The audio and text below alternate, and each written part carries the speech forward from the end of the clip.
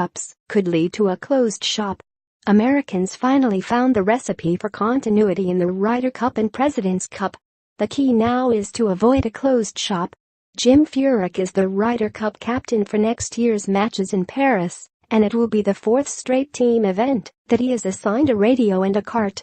He was an assistant captain the previous 3 cups in South Korea, Hazeltine and Liberty National. Furyk has appointed only one assistant so far, Davis Love III, who will be involved for the 6th time in the last 7 years.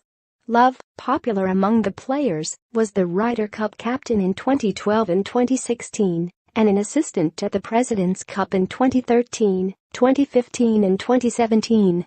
Steve Stricker was an assistant for 3 straight years before taking over as President's Cup captain at Liberty National. He is a strong candidate to be the Ryder Cup captain for 2020, when the matches are held at Whistling Straits in his home state of Wisconsin. It would not be surprising to see him in Paris. This was all part of the plan. Among the strategies that came out of the Ryder Cup task force was to choose assistants who either were past captains or would be considered as future captains.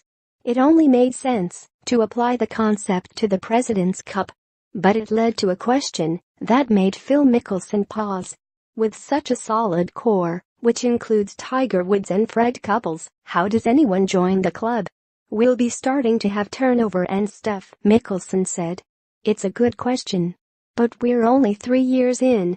The turnover should start in the next few months, and it's one reason that Furyk is more than just a little curious whom the PGA Tour will select as the next President's Cup captain for 2019 in Australia. Ron Cross, the senior vice president in charge of the President's Cup, said the tour was still in the early stages of the process. Any decision should not be expected until early next year. Whoever it is just might be among the 5 assistants that go to Paris. There's a lot of similarities between the cups, Furyk said. It's been good for me to work on both. I would have been bummed not to have been at the President's Cup. Stricker fought hard for me to join. It was good to be there with the guys. And I think it was good for them to see me there. 2 names that merit consideration are Justin Leonard and David Toms. Under this new blueprint, they both might seem like outsiders, and they shouldn't be.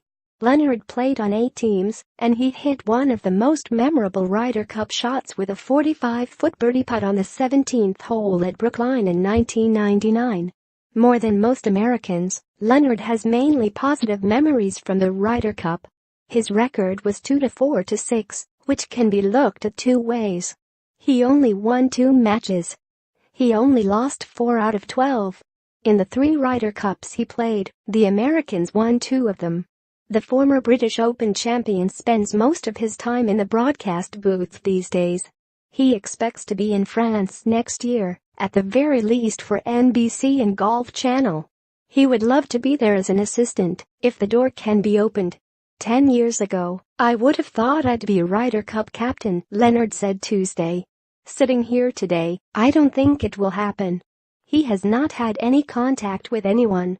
Leonard also wonders if there is room for newcomers when so much has been made about the continuity of past captains and assistant captains that move from cup to cup.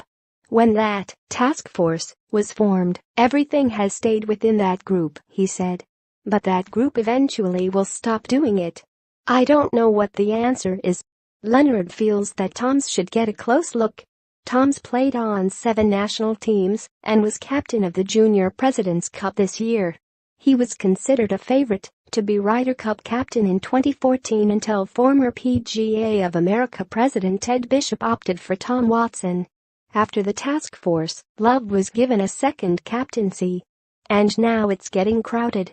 Still in the pipeline are Stricker, Mickelson, and Woods.